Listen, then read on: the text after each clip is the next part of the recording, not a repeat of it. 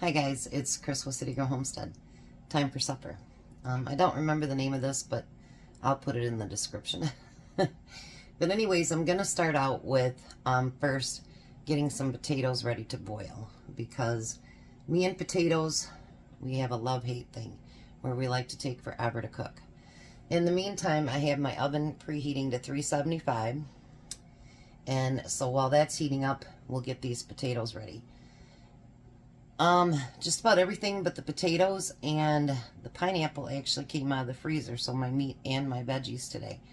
So never forget to check your freezer to see if you've got stuff that you can use up.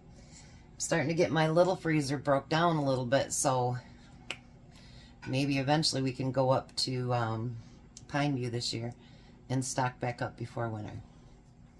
So here we go. And Tom didn't do my camera or my tripod today, so we'll have to work with that. He completely forgot. So, but that's okay. We'll get it done. No biggie. Now I'm going to start to get my water heated up. And we're just going to chunk these up. I haven't decided how I'm going to make them yet. I thought about doing something else, and I thought, nope, I'm not doing that either. So, nope, not doing it. So we're going to boil them and then decide from there what I'm going to do.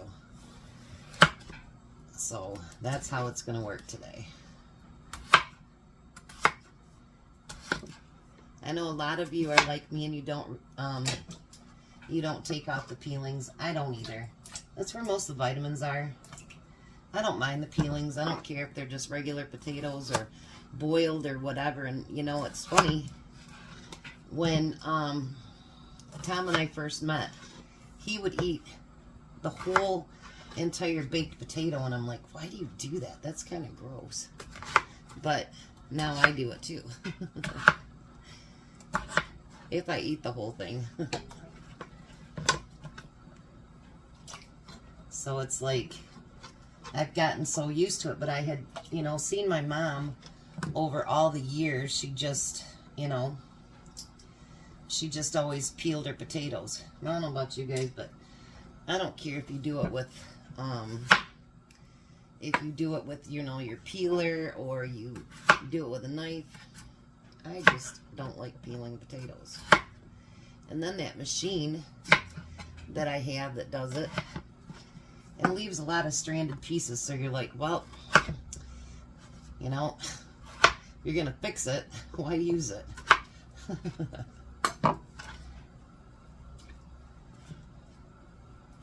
Want to make sure we got enough potatoes for Tom. He was like, I go, how's your leftovers? And he goes, they were good. He goes, hence the word were. He ate that down, plus he ate half of mine. And you guys, I don't think he ever put his fork down. So he really liked yesterday's. It was really good for him. So, yeah. I think that's probably going to be enough. And I can put those other ones right back in the cupboard. Alright, let me wipe my knife off here. Flip over my board. I'm going to get my baking pan, and I'm going to spray that down. This calls for half a cup of brown sugar. I have almost that, but not quite. So we're going to use what I have, and that's it. I have more out in the back room. I just need to fill up all my stuff with it. So I have 3 super thick pork chops that were in the freezer. So we're going to put those, I'll get everything in the way here in just a minute. Put those over there. Now I can make more room. I can move this just for a second. Alright, so now we're going to take almost that half cup of brown sugar. And we're going to take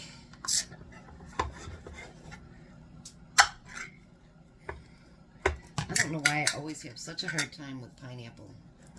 But we want to put the juice in there, not on the counter.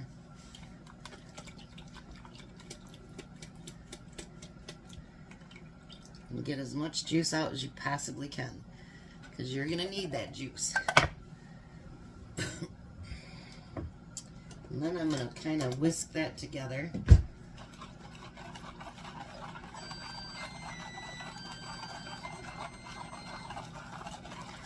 My oven's at 375 now.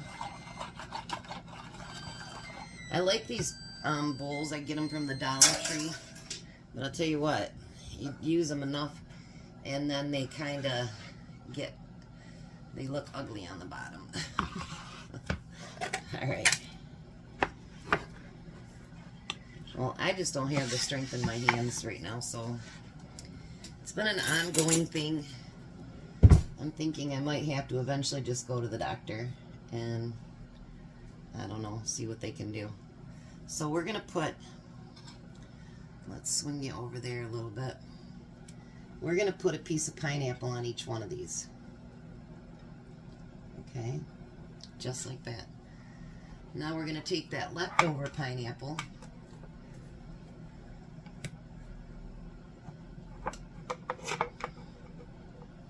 Come out of there.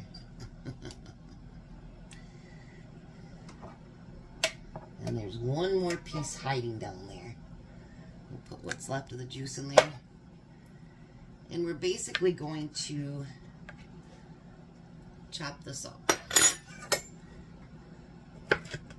We want to get it into smaller pieces. Let's do this over here.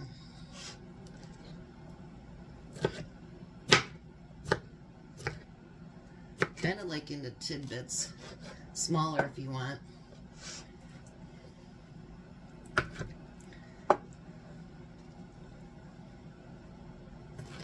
I just thought this looked so good, and I've been looking at it a billion different times, and I thought, you know what, we're gonna do this.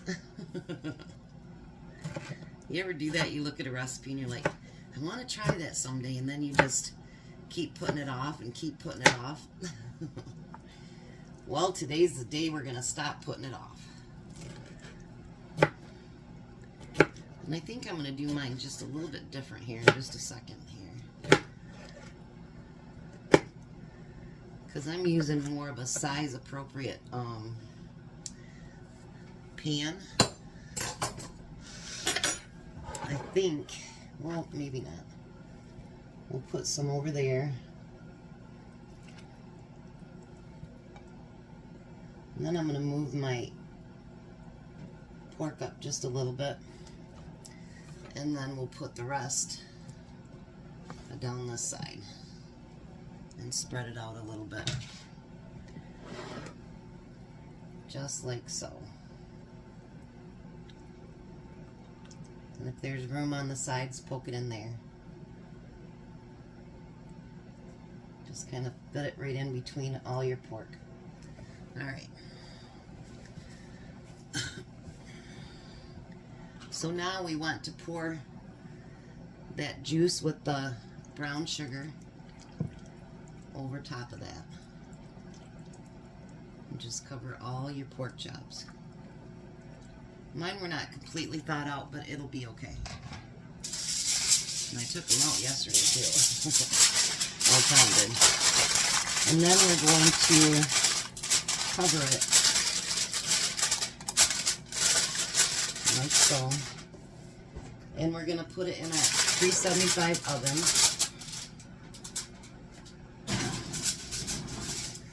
Mine might take a little bit longer because, obviously,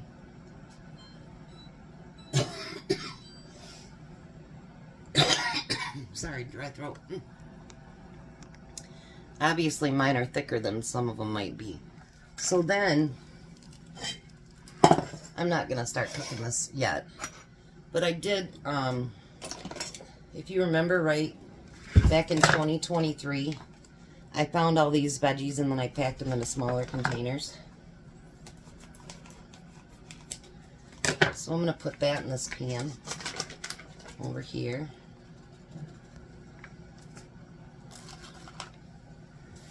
And we're going to add some butter to that.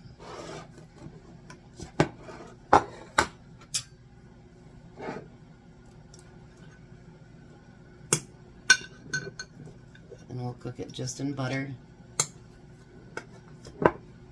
And then I'm going to add just a little bit of pepper to it. I don't usually use salt, but if you do, you can. Alright, so when everything starts getting a little bit closer, then I'll start cooking the veggies. So, whoa, taking you guys on a ride. I will come back in 20 minutes and check and see how good it's doing. And it's supposed to take 45. So, good thing I got a thermometer because they are some really, really thick pork chops. Tom's like, I don't know if I can find pork chops. He kept pulling out the chicken bucket, and I'm like, I think that one's beef because we've got them labeled. Well, he forgot to turn some of them around when he put them back in the freezer, so he didn't know what they were until he pulled them out. So now he does, and they're fixed, so yeah. But anyway, so I will be back after 20 minutes. Oh yeah, for sure these are going to have to cook more than the probably 25 minutes. So you want to take it after that 20 minutes and put more of that juice over top. And by baking it uncovered, you're going to get the juices to caramelize and some of that pineapple to caramelize. It's going to be amazing. Now I'm going to set my timer for 25 minutes, but I can tell you already it still looks pretty raw, so it's not going to be ready. So I will be back. So the veggies are done, and after 25 minutes, the pork is not ready. So I'm going to lightly mash these. I'm not going to like whip them or anything. So we're going to add a little bit of milk to it. So if they got a few little clumps in them, that's okay. Now if you want really creamy and you've left this on, use your immersion blender. That works really, really good for mashed potatoes with your skins on them. But I thought I'd just, you know, kind of mash them up a little bit. And if there's some clumps left in there, that's okay. We'll eat them regardless. And then I'm going to add a little bit of butter to that.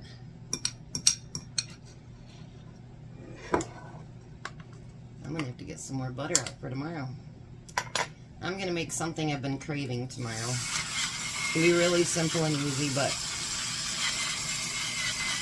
every once in a while, you just got to do a craving, and that's what I'm going to be doing tomorrow. I've been thinking about it all day, actually.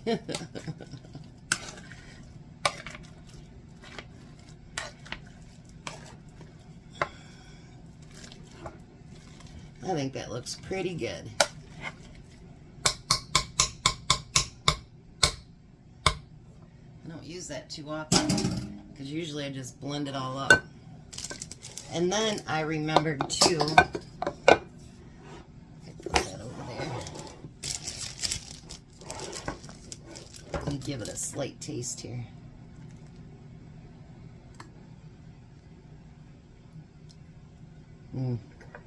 So good. So good. And then, like I said, I remembered that I had, now if I can find it, I had some cherries left that I bought the other day because I was craving them. So I thought,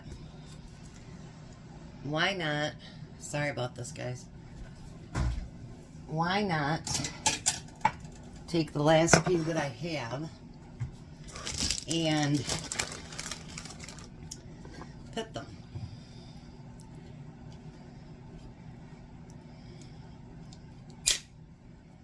There we go.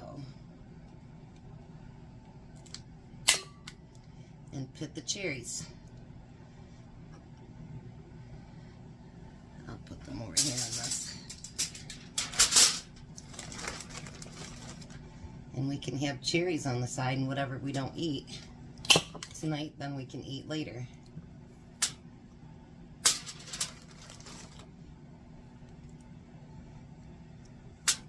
I love cherries. And in Michigan, that's a good thing because, you know, we grow a lot of cherries here. So I'm going to get these all chopped up and wait for that pork to get done, and then I'll be back. Now it says it's all done. Look at that. Oh, it looks so good. So I'm going to plate up and cut up the meat, and then I'll be back when I finish up the plates. So now I just need to cut mine up. I got his lunch done and his done. Look at that. And then I put the juice over top of his potatoes as well. Yummy. We'll meet you at the table. He is on his way home. Hi, Tom. How are you? So there's dinner. And this is those Hawaiian or, I don't know, pineapple pork chop something. No, it's pork chops. Oh, pork chop. And then I got all those cherries done up. My fingers are all stained now. And I put that sauce on your potatoes, so give them a try. Okay. Yeah, I eat that piece of chicken for the Lord. Fish, or pork chops. Pork chop. Got me saying the wrong thing now. And you took them out of the freezer. Well, Christopher called back. He has not heard back from his dad yet, so hopefully no news is good news. Yeah, for sure. Because they're going to run all those tests on him today. Probably tired. Yeah. He was tired last night, too. So what do you think? Delicious. Alrighty. Winner pork chop dinner. Not chicken. You guys have a blessed night. Be a blessing, and goodbye, Tom. Goodbye, Tom. You guys have a great one.